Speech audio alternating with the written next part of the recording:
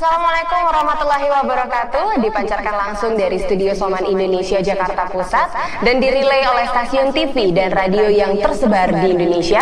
Soman hadir memberikan solusi kesehatan Anda. Selain melalui jaringan televisi dan radio, talkshow ini juga dapat Anda simak melalui YouTube channel kami, yaitu Soman Indonesia Official. Talkshow kali ini kita mengangkat tema obati hepatitis si perusak hati. Bersama saya Cud Jessica, selama 1 jam ke depan kita akan berbincang-bincang dengan narasumber yang sangat istimewa. Sudah hadir di sini ada Dr. Doni Atmajaya. Beliau ditunjuk sebagai konsultan medis PT Soman Indonesia. Halo dokter, selamat pagi. Halo, sehat dok? Gak bosan ya dok ketemu lagi ya dok ya? Oke, kita nanti akan berbincang-bincang ya dok ya tentang tema yang sangat menarik tentunya hari ini.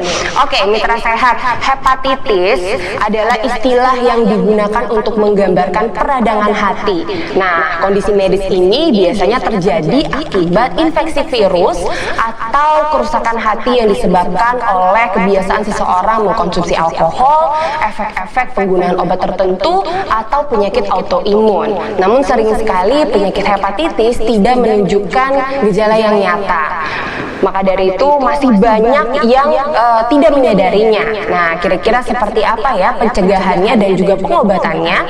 Ada satu produk herbal fenomenal yang sudah teruji klinis yang dapat membantu persoalan ini. Seperti apa produknya dan apa perannya? Mari kita simak perbincangannya.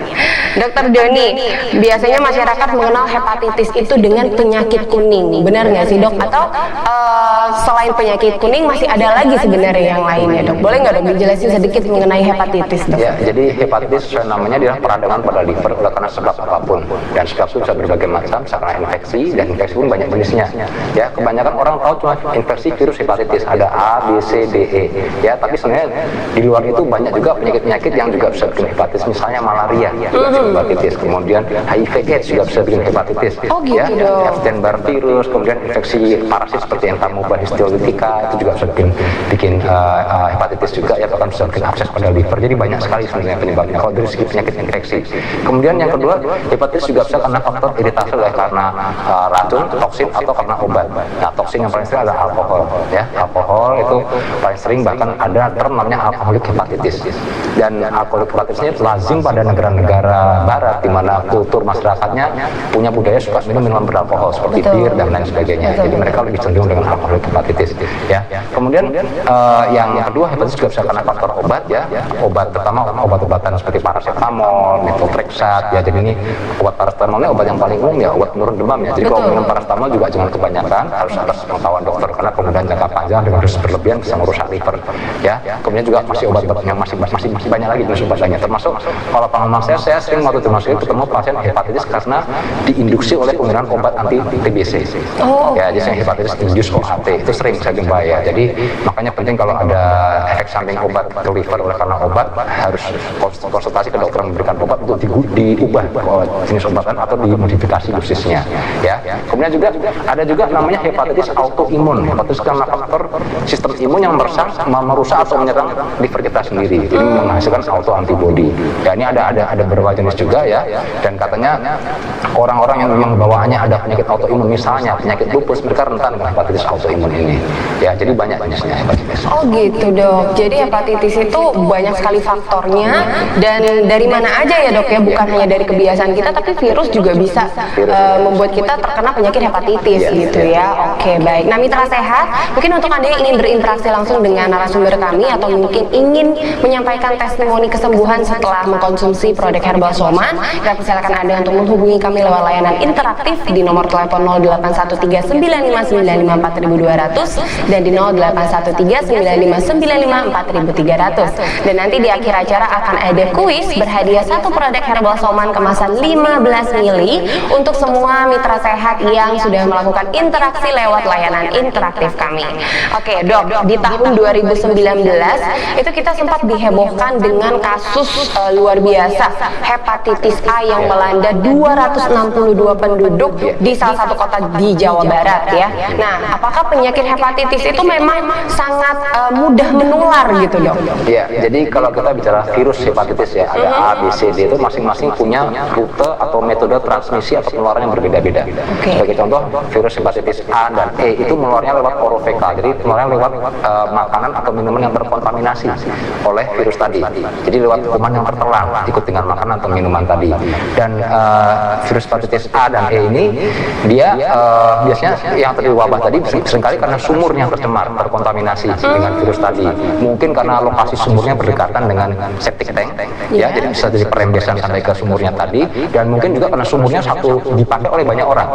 Seringkali kalau di desa kan satu sumur dipakai oleh satu desa. Betul. Satu desa itu banyak penduduk satu kali. Nah itu salah satu faktor risiko yang bisa menyebabkan dari KLB tadi pada orang dengan hepatitis A tadi. Tapi biasanya hepatitis A ini dia sembuh dengan sendirinya, ya, tidak ada penyebab spesifik, ya, dan dia jenis hepatitis yang paling ringan, ya, paling ringan. Dan sebenarnya sangat-sangat bisa dicegah asalkan kita bisa mempraktekkan higiene pribadi yang baik dan juga sanitasi lingkungan yang baik, ya. Jadi makanya dianjurkan kalau kita membangun rumah itu jarak antara sumur dengan septic tank jangan terlalu dekat, supaya kuman-kuman yang kita buang lewat feses kita, termasuk virus hepatitis A tadi terbuang lewat feses juga, itu nggak merembes sampai tembus ke sumber mata air kita, sumber yang kita nantinya akan kita minum. Ini penting sekali, ya. Termasuk juga kepada masyarakat yang tinggal di desa, kurangi kebiasaan MCK di sungai, karena pasti jelas itu kotor penuh dengan kuman, ya. Mungkin kita MCK dengan air yang bersih, ya, bukan air yang dipakai bersama. Nah, seperti itu. Nah, kemudian juga kalau virus hepatitis B dan C itu penularannya beda dengan virus hepatitis A. Dia lebih menular lewat cairan tubuh. Ya, cairan tubuh itu bisa lewat darah, bisa lewat lemak, cairan sperma atau cairan vagina. Ya, jadi penularannya mirip metode penularan HIV/AIDS. Mirip HIV/AIDS, ya. Jadi seringkali bisa menular lewat hubungan seks yang tidak aman, bergonta-ganti pasangan, hubungan seks tanpa memakai kondom, ya. Terus pada pengguna narkoba yang sering memakai jarum suntik bergantian. Nah, makanya saat ini dunia menjadi perhatian khusus untuk hepatitis B dan C karena seringkali muncul berbarengan dengan orang HIV/AIDS. Oh, ya, gitu dong. bayangkan satu penyakit aja udah susah, apalagi dua penyakit sekali ada HIV/AIDS-nya juga. Karena faktor risikonya sama tadi. Pemakai narkoba yang menggunakan jarum suntik secara bergantian bersama bertukar jarum suntik yang tidak steril. Ya, itu termasuk juga kebiasaan tato, ya, tato dan piercing, ya. Sama, itu gitu, ya, jadi jarumnya tidak steril itu penting, ya. Makanya kalau di negara barat, yaitu salon tato atau piercing dia harus ada sertifikasi dari dinas kesehatan setempat bahwa dia memakai peralatan yang steril, bukan peralatan bekas pakai, karena untuk menghindari penularan hepatitis B atau HIV/AIDS tadi. Ya, ini contoh-contohnya kita mengerti bersama, ya. Makanya salah satu cara terbaik untuk mencegah penularan hepatitis B dan C adalah mencegah perilaku yang berisiko tadi, seperti itu. Ya. Oke, jadi betul, ya, memang hepatitis ini sangat mudah tertular, tapi tergantung, ya, Dok, ya, Tergantung seperti jenis tadi. hepatitisnya. Betul, ada 4 jenis, ya, Dok, ya? Ada 5 malah. Ada 5 jenis, Ada 5 ya. jenis, ya. Oke, jadi mungkin kita wajib sekali untuk berhati-hati, ya, Dok, ya. Sebenarnya bukan hanya hepatitis saja, tapi segala macam penyakit juga memang kita harus wajib sekali berhati-hati. Nah, banyak pasien hepatitis yang datang ke rumah sakit, Dok, itu sudah dalam keluhan kulitnya menguning, gatal-gatal, sampai dengan perutnya mengeras. Nah, itu tuh termasuk gejala hepatitis, ya, Dok, ya? Ya, jadi memang salah satu gejala hepatitis adalah seperti itu, tapi harus dipastikan lagi nih jenis hepatitisnya apa. Lalu apakah hepatitisnya sudah menimbulkan komplikasi? Ya, tadi seperti yang saya katakan, untuk hepatitis A itu hepatitis yang paling ringan, dia hampir tidak pernah menimbulkan komplikasi. Ya, tapi kalau hepatitis B dan C ini hepatitis yang paling sering menimbulkan komplikasi kronis seperti ke sirosis hati atau ke kanker hati, kanker liver. Nah, jadi jenis hepatitis ini menentukan perjalanan penyakitnya di masa yang akan datang seperti apa, ya.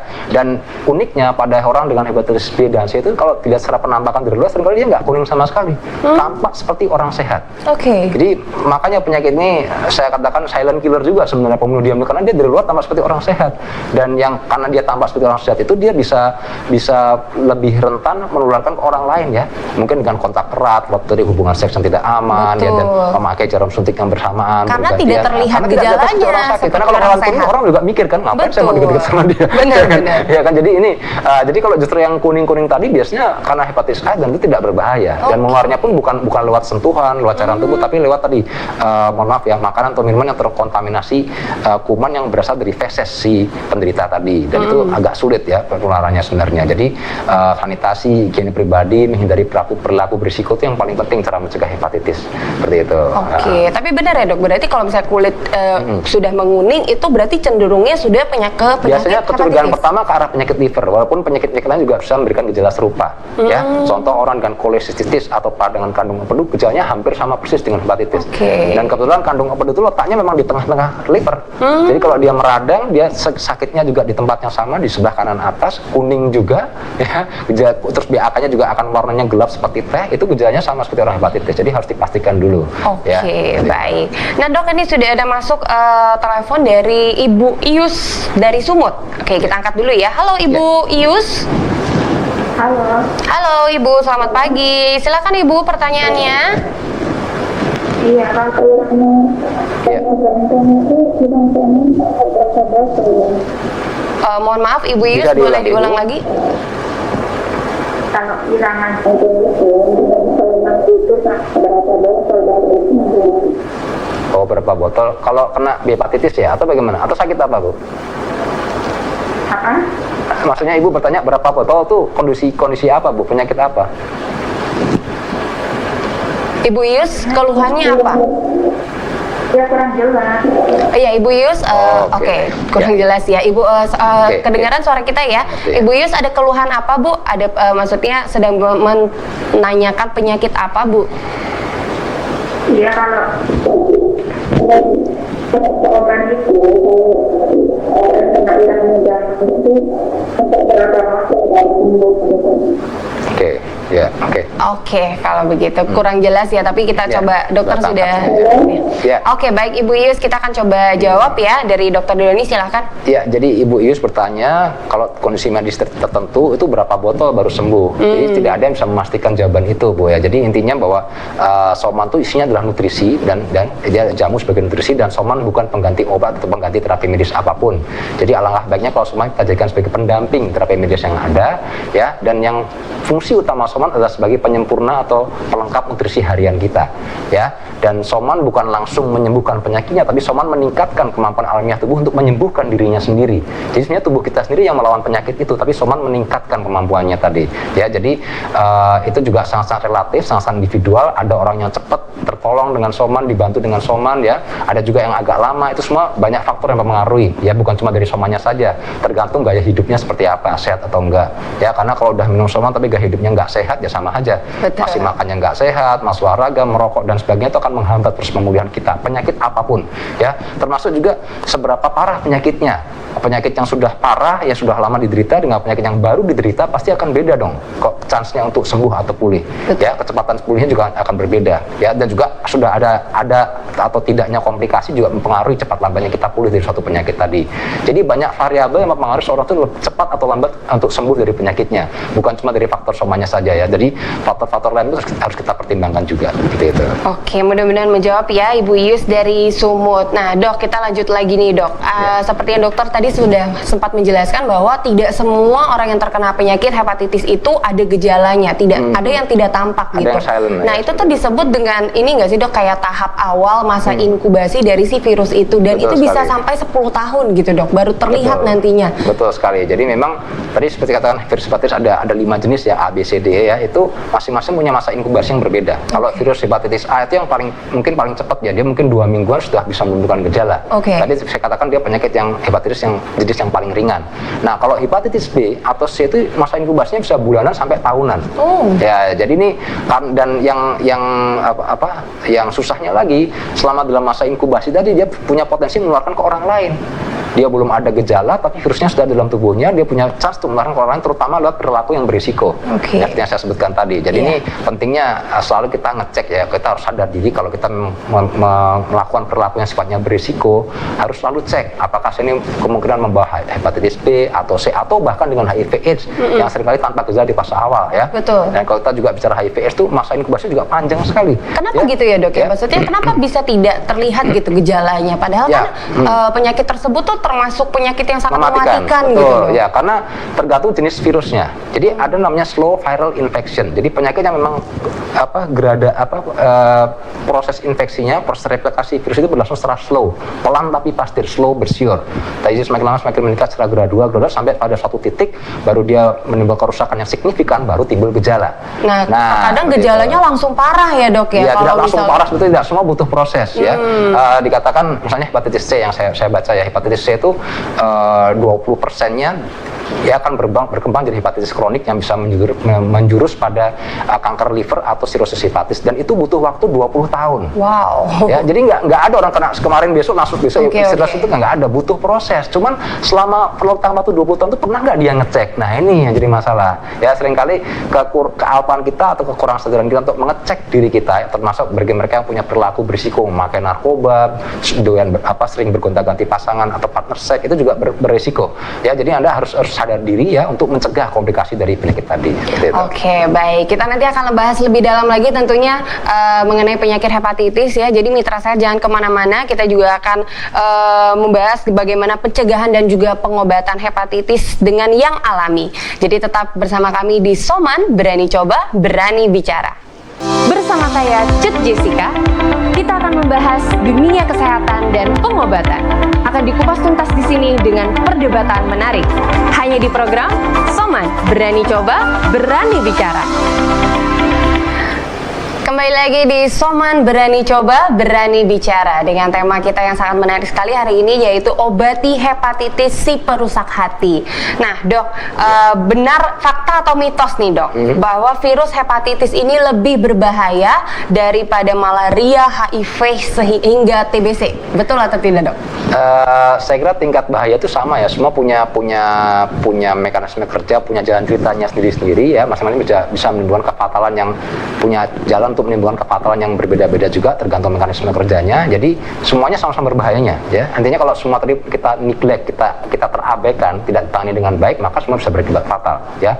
Seperti hepatitis B dan C diketahui itu sekarang menjadi perhatian utama WHO ya.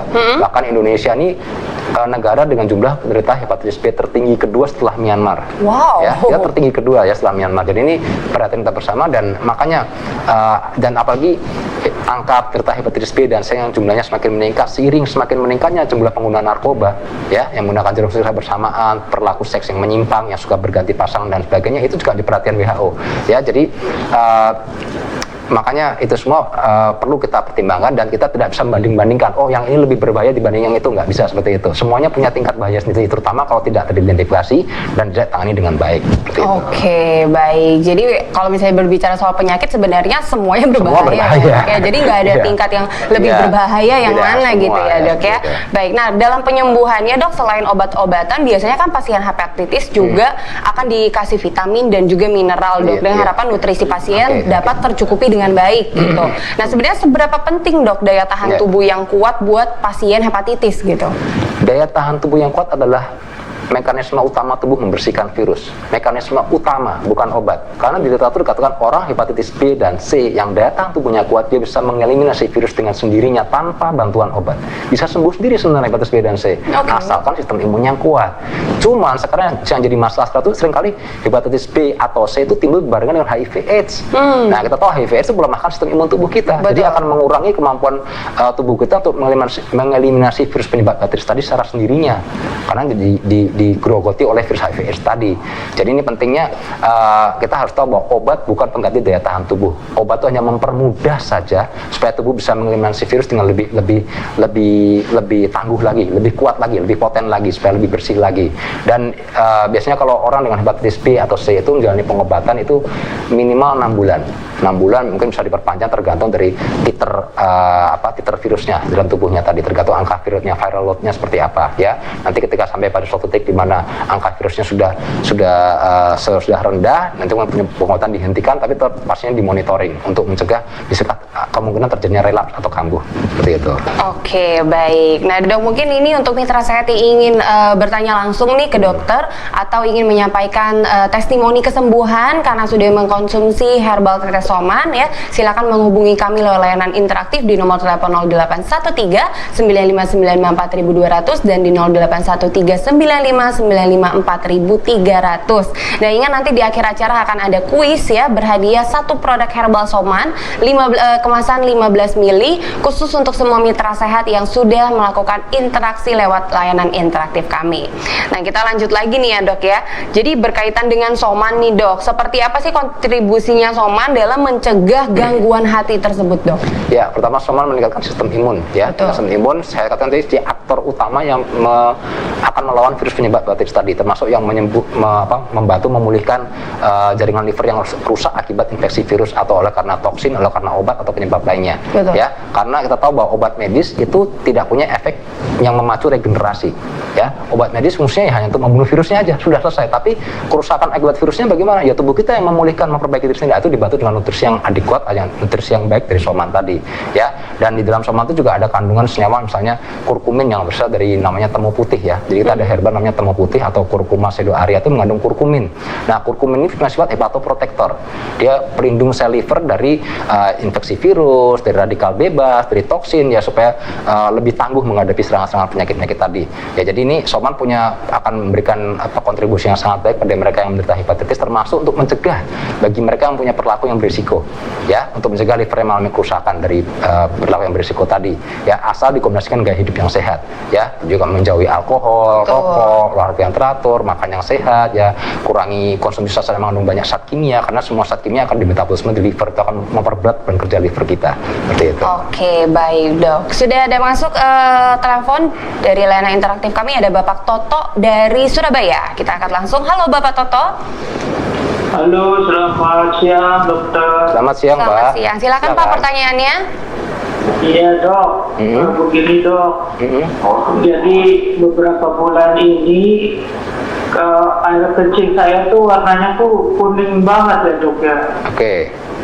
Itu termasuk gejala hepatitis atau gimana ya dok ya? Iya. Oke. Sudah diperiksakan ke dokter, Pak? Paling itu aja sih dok. Oh. Pak Toto sudah diperiksakan ke dokter sebelumnya? Belum ke dokter. Iya. baik. Bapak sementara minum obat, Pak? Ada sementara minum konsumsi obat-obatan tertentu? Belum, saya nggak minum obat apa-apa. Oh, tidak ada minum obat apa-apa. Oke. Tapi saya sering begadang sih, katanya itu mempengaruhi gejala. Iya. Oke. Oke. Keluhannya itu saja ya Pak Ya, Toto ya yang oke. ditanyakan ya. Iya, Oke, baik. iya. Makasih Ya. Pak Toto Terima dari kasih, Surabaya. Pak Toto. Ya, nanti kita Silakan jawab, Dokter ya. Doni. Ya, jadi memang salah satu gejala hepatitis memang BAK yang keruh atau berwarna kuning pekat seperti air teh, karena itu menandakan kadar bilirubin yang tinggi di dalam air seni tadi. Ya, jadi bilirubin itu suatu pigmen yang harusnya dia bisa di metabolisme secara baik dengan pada liver yang normal ya, dan dia akan memberikan warna. Memang dia akan memberikan warna pada urin dan pada feses juga, tapi pada derajat yang normal. Nah, kalau dia warnanya terlalu kuning, terlalu pekat, berarti kadar bilirubinnya terlalu banyak, artinya liver sudah kesulitan untuk metabolismenya secara normal, sudah kewalahan untuk metabolismenya secara normal tadi. Itu bisa jadi pertanda dari hepatitis.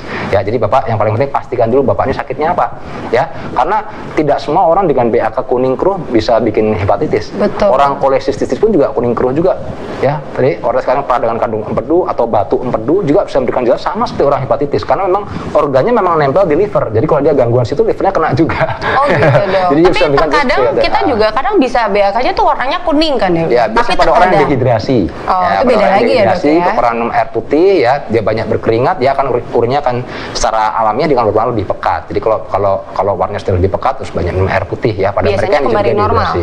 Biasanya kalau dehidrasi dia akan kembali normal. Nah, tapi kalau misalnya di kasus seperti penyakit hepatitis nih, misalnya dok Udah dengan minum banyak gejala masih yang masih masih berarti kuning, mungkin, berarti wajib dicek wajib langsung berusaha ya dok seperti ya? itu ya. Apalagi kalau ada gejala-gejala penyerta, misalnya Bapak sering merasa badannya sering merasa lemam, merasa capek, mual, muntah, hilang nafsu makan, berat badannya turun karena nafsu makannya menurun tadi, nyeri perut sebelah kanan atas, nah harus curiga Bapak arah hepatitis seperti itu. Oke, jadi tergantung Ya. dari faktor gejala-gejalanya juga ya dok ya. Kalau Termasuk misalnya saya tadi lupa nanya, Bapak ada kebiasaan minum alkohol nggak? Nah, iya, kalau ada betul. kebiasaan minum alkohol bisa curiga ke arah hepatitis juga karena alkohol itu tadi. betul. Seperti itu.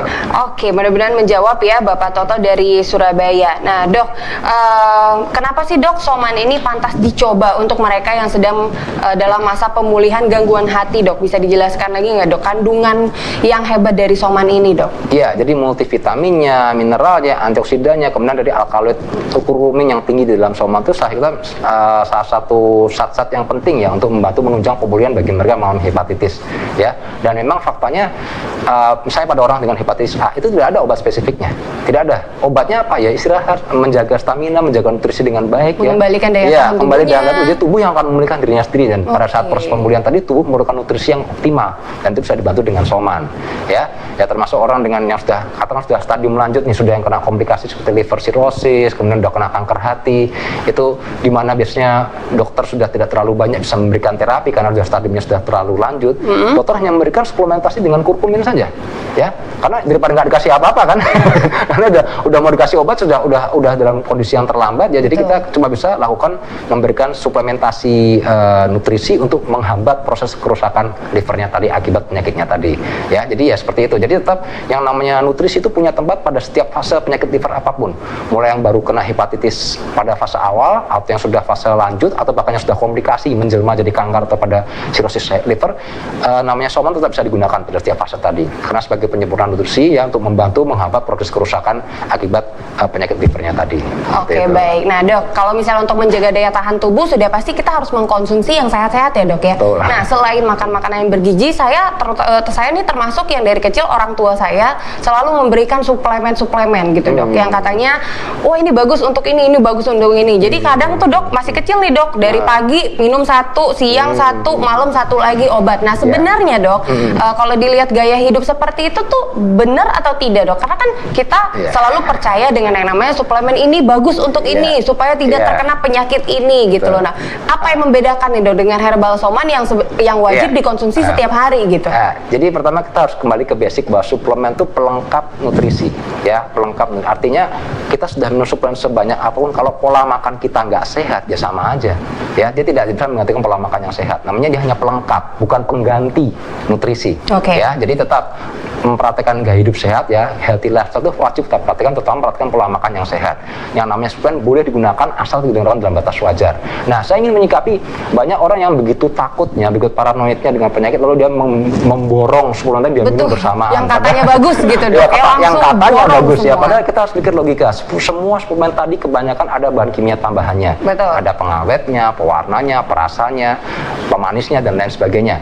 Dan itulah hasil ditambahkan pada suplemen, ya, untuk memberikan rasa yang enak tadi. Nah, coba pikirkan kalau kita terlalu banyak konsumsi barang-barang seperti itu tadi, gimana efeknya buat tubuh kita? Apakah sehat?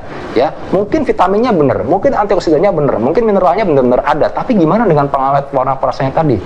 Kalau kita konsumsi berlebihan, ingat zat kimia sintetik itu zat kimia yang sulit dimetabolisme oleh tubuh kita, ya. Artinya kalau kita banyak konsumsi zat tadi, ditambah kita kurang minum air putih, dia punya cenderung untuk tertimbun atau terakumulasi, karena liver kita atau ginjal kita sulit metabolisme dan sulit untuk membuangnya. Mungkin ada penelpon? Oh iya, kita angkat dulu kali ya dok ya. Oke, baik, kita angkat dulu telepon, nanti kita akan lanjut lagi karena ini perbincangannya sangat menarik ya dok ya.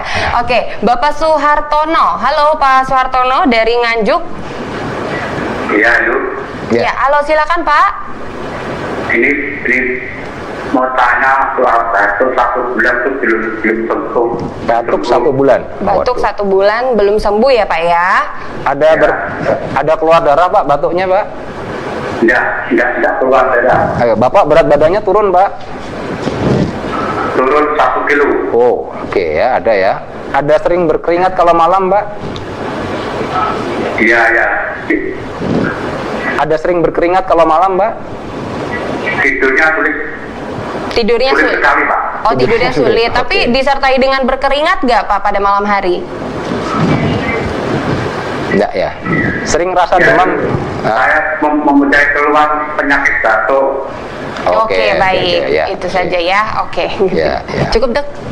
Oke, baik. Kalau tidur tuh sulit sekali. Oh iya, tidur sulit ya. Oke, baik Pak Suhartono, terima kasih atas pertanyaan Pak. Kita akan coba jawab ya, dok.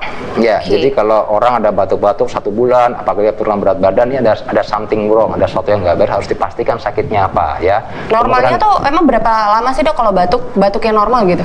Jadi dikatakan batuk tuh kalau dia sudah menjadi kronik, kalau dia sudah lebih dari 2 minggu. 1 bulan sudah lebih dari 2 minggu kan. Apalagi Bapak ada penurunan berat badan. Tadi Bapak ngaku ada berat badan turun sekilo. Jadi harus pastikan apakah kemungkinan terbesarnya apakah Bapak TBC atau kedua kanker paru. Apalagi bagi Anda kalau Bapak punya kebiasaan merokok, Bapak lebih rentan dengan kedua penyakit tadi. Dia silakan pastikan ke dokter penyakitnya apa, nanti apapun jenis penyakitnya, penyebab penyakitnya apa, nanti apapun obat medis yang diberikan kepada Bapak bisa kombinasikan dengan penggunaan soman. Dan yang paling penting kalau Bapak sedang ada merokok, kebiasaan minum minuman beralkohol atau kebiasaan tidak sehat lainnya, tolong dihentikan itu semua. Karena mau minum obat sebanyak apapun apapun, mau minum kalau masih merokok nggak akan sembuh batuknya Bapak. karena merokok jelas merusak organ pernafasan terutama paru-paru yang bisa bikin batuk juga. Jadi batuk kalau ada merokok harus berhenti dulu sebelum minum obat medisnya seperti itu. Oke, mudah-mudahan menjawab ya Pak Suhartono. Dok, nanti kita akan lanjut lagi ngobrol dengan pertanyaan kita yang tadi yang masih belum kita jawab ya, masih belum dokter jawab dengan lebih lengkap. Jangan kemana-mana, kita akan lanjut lagi di segmen berikutnya. Tetap di Soman, berani coba, berani bicara. Bersama saya Cut Jessica, kita akan membahas dunia kesehatan dan pengobatan. Akan dikupas tuntas di sini dengan perdebatan menarik. Hanya di program Soman, berani coba, berani bicara. Kembali lagi di program Soman, berani coba, berani bicara. Nah, kita di sini sudah ada layanan interaktif yang masuk. Langsung saja kita angkat. Ada Bapak Jordi dari Banjarmasin. Halo, Pak Jordi. Halo. Ya, silakan Pak pertanyaannya. Halo. Iya Pak. Ya, ini Bapak Jordi dari Banjarmasin yang menanyakan masalah penyakit ya. Iya, silakan Pak. Masalah penyakitnya ya, gula darah atau kencing manis ya? Iya. Silakan. Ya, gimana itu pengobatannya? Ya Pak, pertanyaannya. Dengan Soman maksudnya kata ya. Halo, Pak Jordi. Halo. Iya, gimana Pak? Dengan penyakit gula darahnya, kemudian pertanyaannya Pak? Ya, maksudnya dengan Soman bagaimana kata ya? Ada pertanyaan? Ya, halo, Assalamualaikum. Waalaikumsalam. Pak Jordi, boleh Ini, di... Pak, betul ya. Ini saya menanyakan mengenai penyakit kencing manis ya? Iya. Atau gula darah ya? Ya, Iya, silakan. ada apa Pak dengan penyakit gula darahnya? Ya. Gimana pengobatannya? Oke, gimana Oke. pengobatannya? Baik, Pak Jordi dari Banjarmasin. Pertanyaan saya gini, kan? Iya.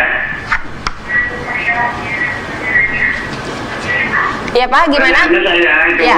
mengenai pengobatannya bagaimana, Pak? Pengobatannya itu saja, ya. Pak. Oke, baik. Silakan. Oke, Baik. ya. Terima. Oke, sip. Oke, kita akan angkat telepon satu lagi sebelum kita jawab ya yang dari Bapak Jordi. Halo, ada Bapak Komarul dari Pamekasan. Halo. Halo, selamat siang, Dok. Selamat siang, Selamat Pak. siang. Silakan, Pak. Ini mau nanya, Dok. Silakan. Masa itu kan pedofil, Dok. Bagaimana? Gimana Pak?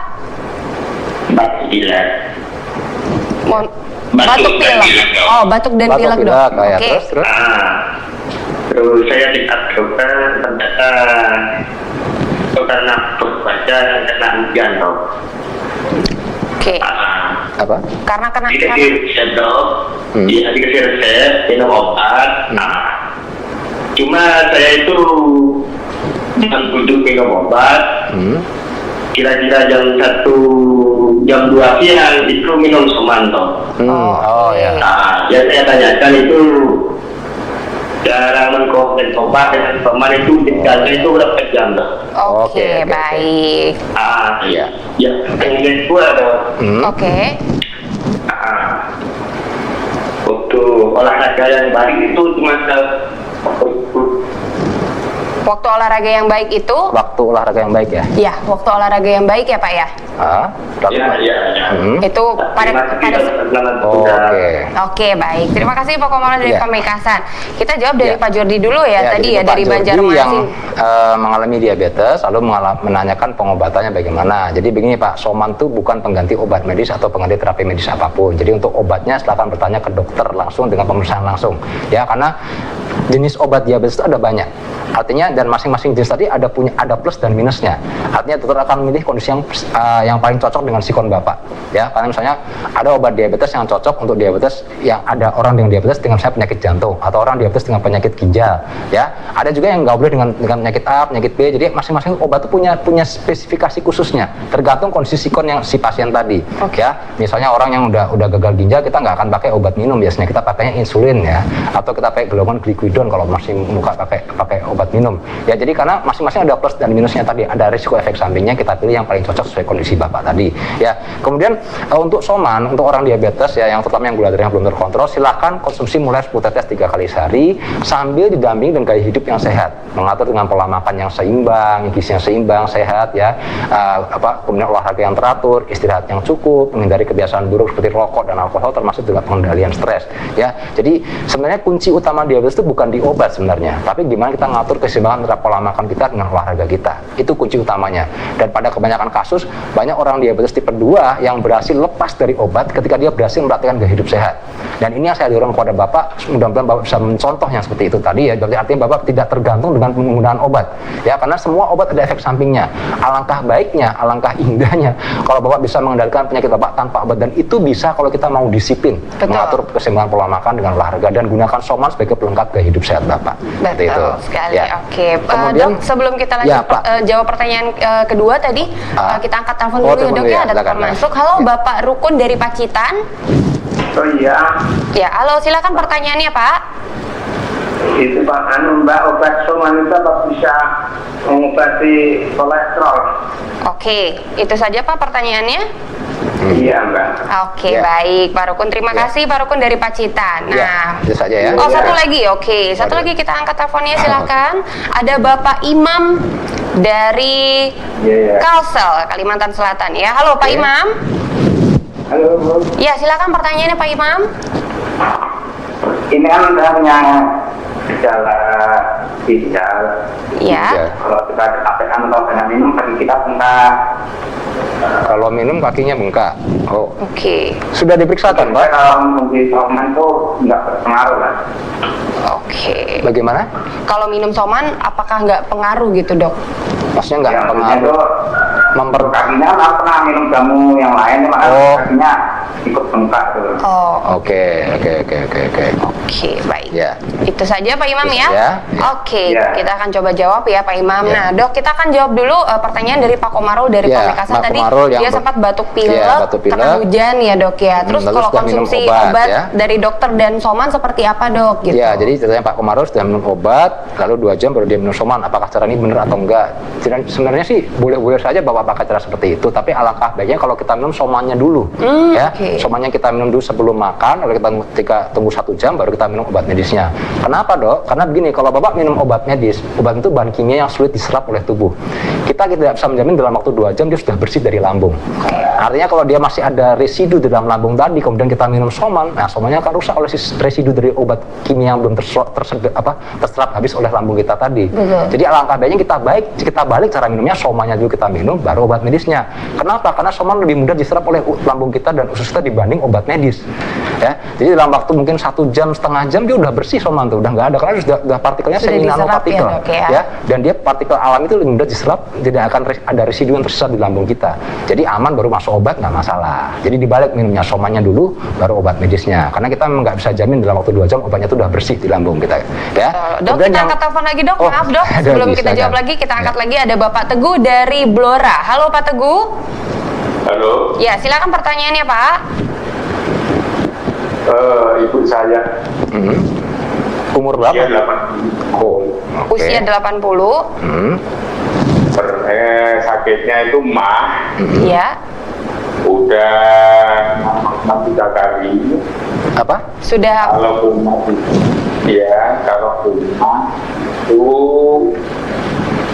berdarah, Oh.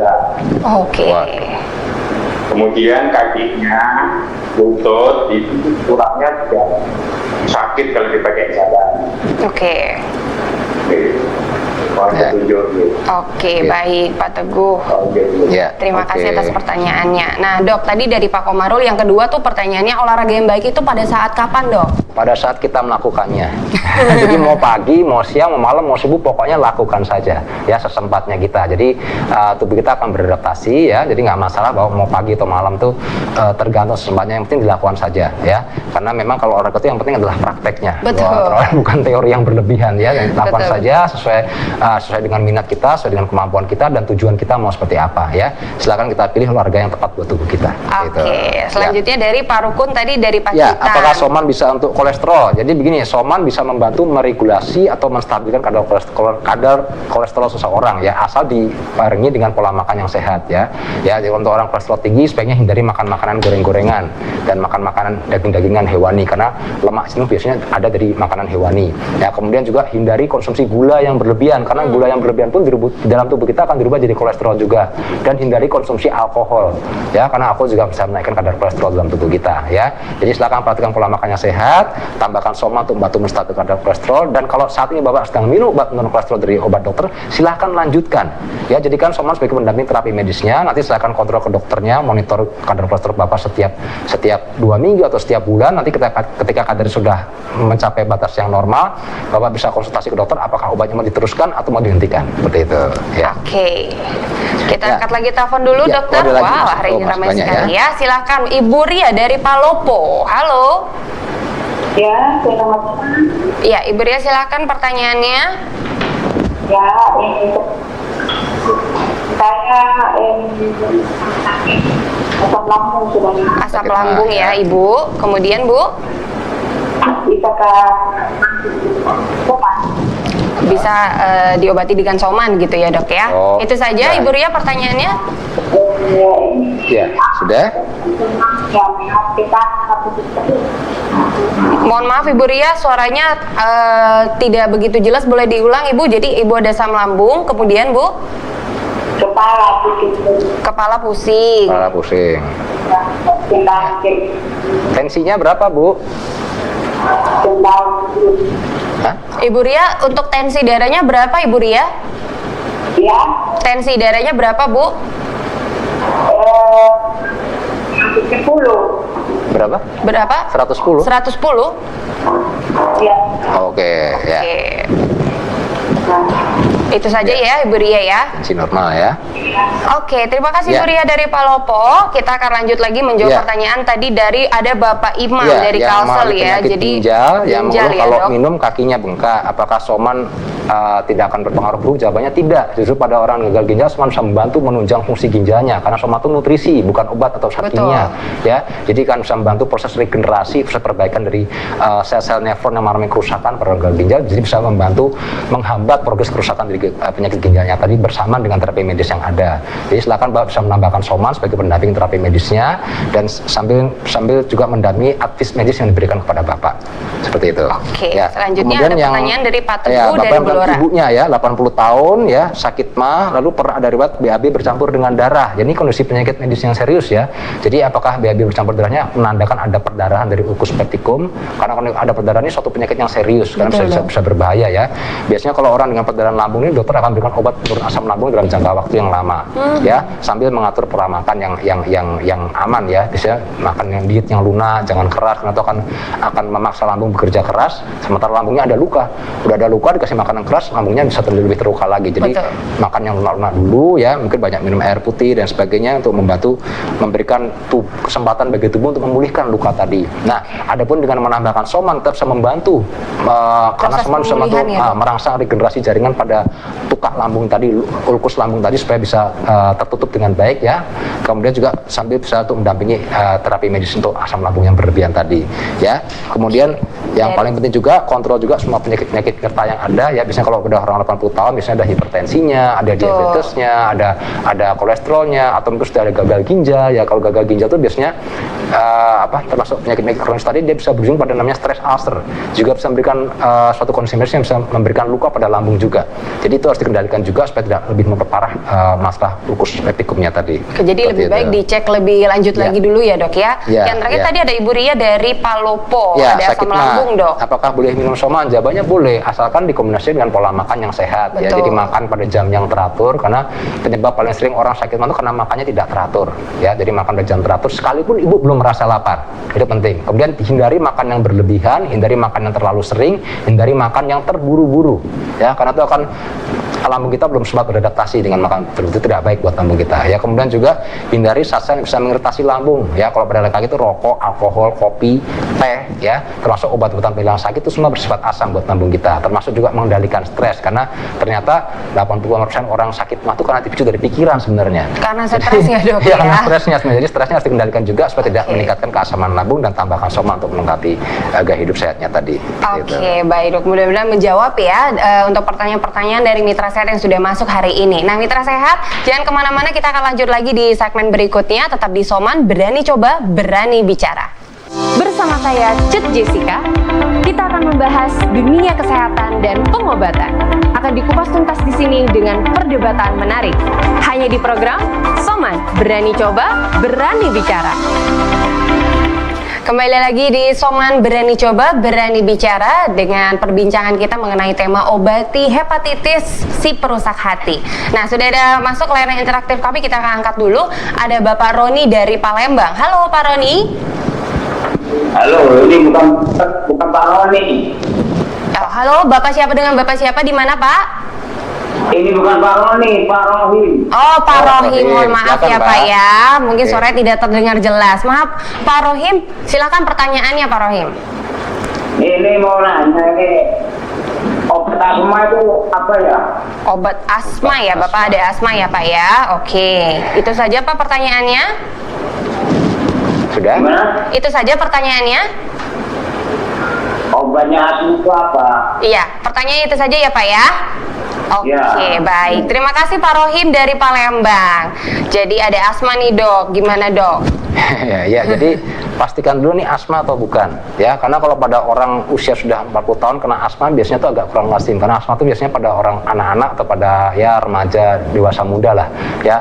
Kalau pada orang usia lanjut biasanya bukan asma tapi bronkitis, kan karena faktor merokok. Nah, gejalanya mirip seperti orang asma. Bedanya kalau asma itu ketika dia tidak serangan, dia kondisinya sama seperti orang normal. Betul. Ya, tidak permanen maksud saya. Tapi kalau bronkitis kronik itu penyakitnya sifatnya permanen, kerusakan paru yang permanen. Jadi kalau Bapak ada merokok, berhenti dulu rokoknya. Percuma bawa minum obat asma kalau Bapak masih merokok. Itu nomor satu, ya. Kemudian biasanya kalau orang dengan penyempitan jalan nafas seperti asma atau bronkitis diberikan obat bronkodilator atau pelebar jalan nafas, misalnya golongan salbutamol, ya. Kemudian ada terbuterol dan lain sebagainya. Ya, jadi banyak jenisnya, dan ada obat minum, ada obat yang dihisap, ya. Dan tergantung tingkat keparahan dari pasien tadi. Kalau pada sekarang ini dokter lebih suka pakai obat yang inhaler, yang dihisap, karena efek sampingnya lebih sedikit dibanding obat yang diminum, ya. Kalau obat yang diminum tuh efek sampingnya karena dia beredar ke seluruh tubuh, dia bisa bikin jantung berdebar-debar dan punya efek samping ke organ tubuh lain karena dia beredar bersama dengan darah. Tapi kalau obat inhaler dia efeknya cuma lokal aja, dibanding pernapasan dia relatif lebih aman. Jadi silakan konsultasi ke dokter yang ahli paru ya idealnya untuk memastikan obat apa yang cocok untuk kondisi yang Bapak derita tadi. Nah, tapi juga yang tadi saya katakan nasihat paling penting, hindari asap rokok. Ya, itu paling penting. Yang tambahkan semua untuk melengkapi terapi medisnya. Oke, mudah-mudahan menjawab ya Pak Rohim dari Palembang. Nah dok, selama menjadi penyuluh kesehatan Soman, selain penyakit gangguan hati gitu dok, sebenarnya paling sering menjumpai kasus penyakit apa sih dok? Ya, paling sering saya ketemu sirosis hepatis ya. Jadi artinya saya sering ketemu pasien penyakit liver yang sudah terlanjur komplikasi dan baru ketahuan kalau dia hepatitis B atau hepatitis C. Ya, sama seperti kita ketemu pasien stroke yang baru ketahuan dia ternyata ada hipertensinya, ada diabetesnya yang tidak teridentifikasi di awal penyakit. Jadi ini sangat disayangkan karena memang seperti saya katakan tadi, hepatitis B dan C ini di fase awal penyakit, selain memang karena virusnya masa inkubasinya panjang, seringkali tanpa gejala, dan ini seringkali orang miss. Jadi kiranya saya sehat-sehat aja, ternyata loh kok makin lama makin kuning, perutnya kok makin bengkak, BAB-nya hitam karena berdarah. Nah, ternyata dia sudah terlanjur sirosis. Padahal saya katakan sebenarnya perjalanan penyakitnya butuh waktu 20 tahun untuk bikin terlanjur sirosis.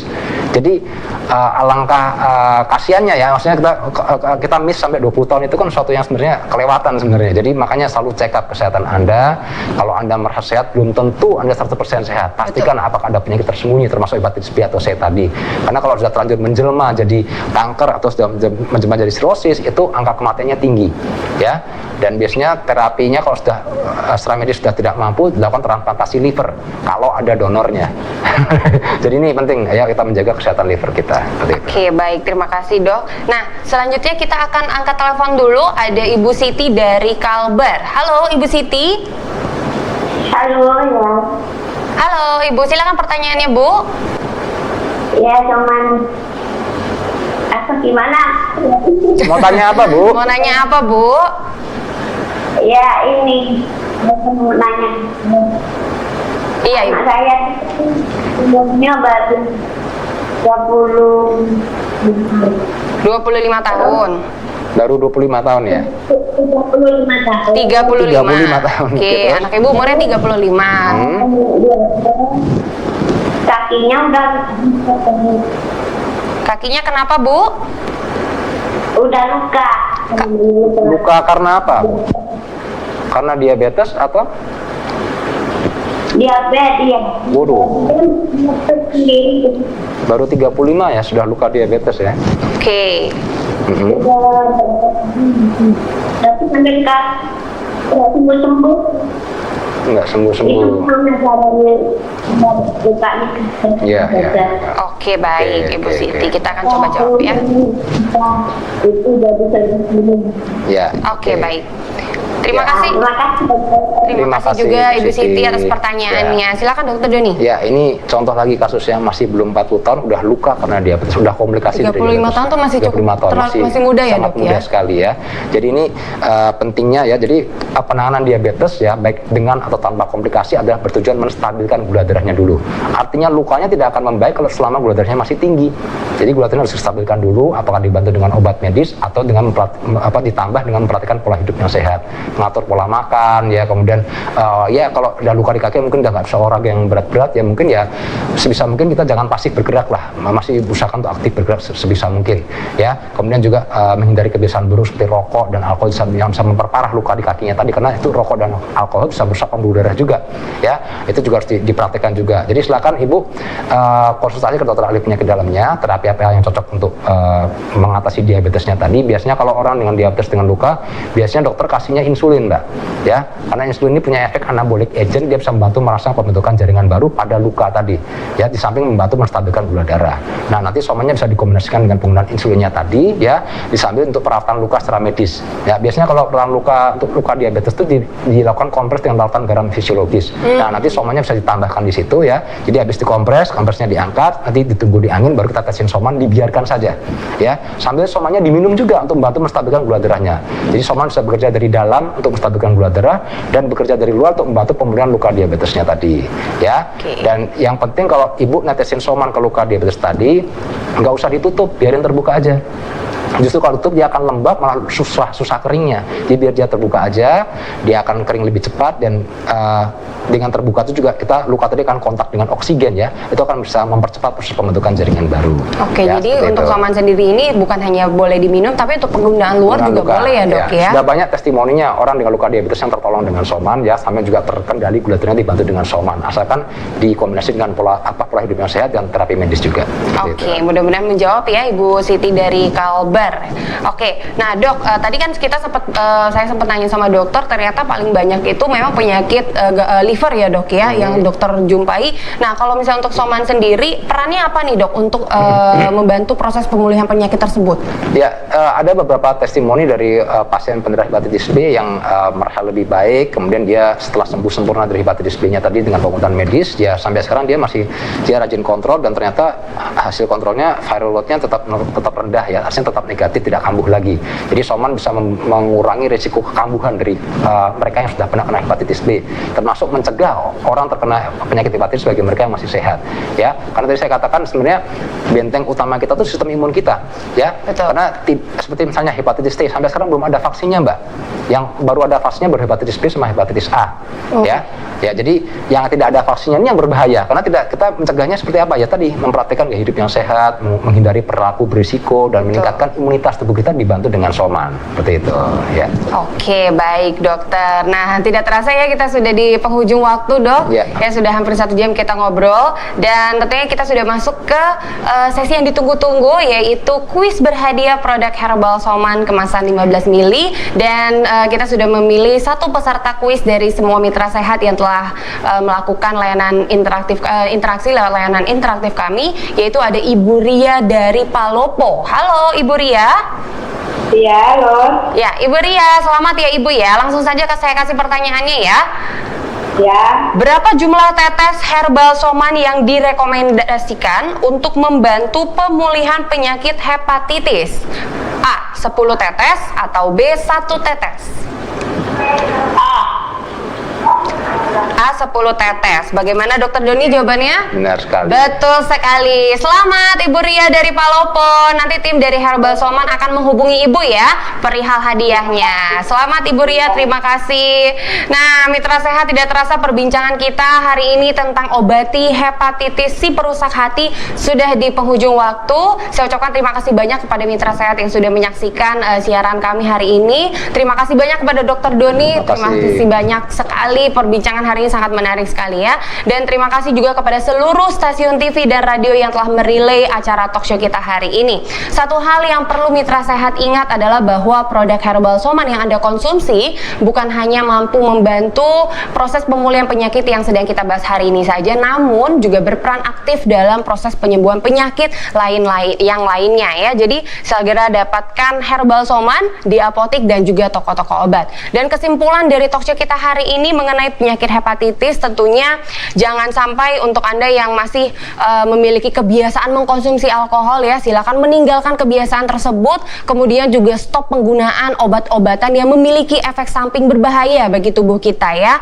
Dan tentunya wajib sekali bagi kita untuk sering mencuci tangan dengan bersih setelah kita melakukan aktivitas di luar dan juga sebelum makan. Dan untuk memiliki daya tahan tubuh yang sehat, tentunya kita wajib sekali mengkonsumsi makanan-makanan yang bergizi, kemudian olahraga yang teratur, dan istirahat yang cukup. Dokter juga tadi sudah katakan bahwa kita penting sekali untuk mengelola stres, karena semua penyakit, apapun penyakitnya, itu bisa juga bersumber dari stres kita gitu ya. Dan saya ingatkan lagi juga untuk seluruh mitra sehat ya, jangan lupa untuk mengkonsumsi Herbal Soman tentunya sebagai penambah daya tahan tubuh kita, sebagai pelengkap nutrisi ya tubuh kita sehari-hari, dan juga sebagai pendamping terapi medis Anda. Catatan tokoh hari ini, dari kepahitan penyakit seseorang belajar manisnya sehat. Selamat berpisah, sekali lagi tetap jaga daya tahan tubuh Anda ya, terapkan protokol kesehatan dimanapun dan kapanpun untuk pencegahan penularan COVID-19. Sampai jumpa lagi pada talkshow berikutnya. Wassalamualaikum warahmatullahi wabarakatuh.